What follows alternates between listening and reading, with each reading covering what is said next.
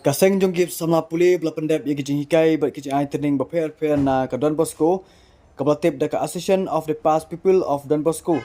Mentah kesengi kalai trik nailur lekat senga bahabat wer se barok gi Samla Pule se ka freshest meat kebela penong dak Kaseng Jingiakynduh Past People kabanlong khanyau trik nailur nadu kepo province step kabanlong Don Bosco technical.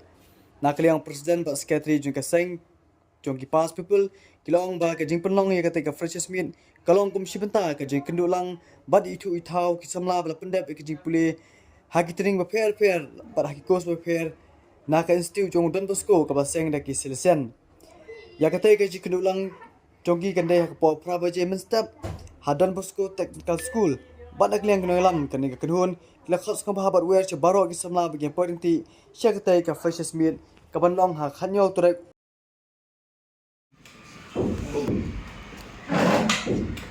Association Past Peoples of Don Bosco Shillong Unit kat sampai tu baru kita pas ni ki baru ki selection schools ki berada di Shillong macam Shillong ni kat sampai pi mengatakan ni annual rally ketika berwujudan man Muslim how organize September man report issue dan how second Sunday jom September mendak ada slide change tak kata nak share kabur penting dia itu kibar semua bakal sidang berharga second Sunday kita akan mengalami dari konsep kibar dengan second meeting dan general meeting cuma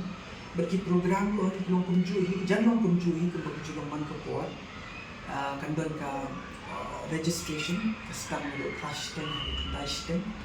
Kandaichten harus baca pat kerana invitation ke makalian unit delegate semua bahaya kini di past itu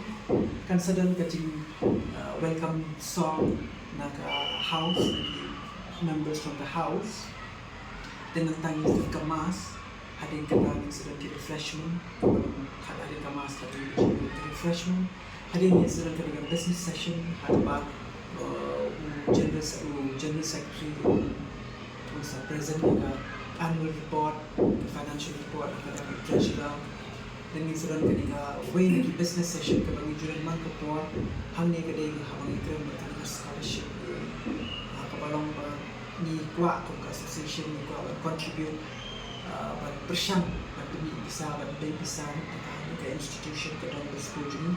Kenapa bagi nak berharap pada scholarship ini beliau kita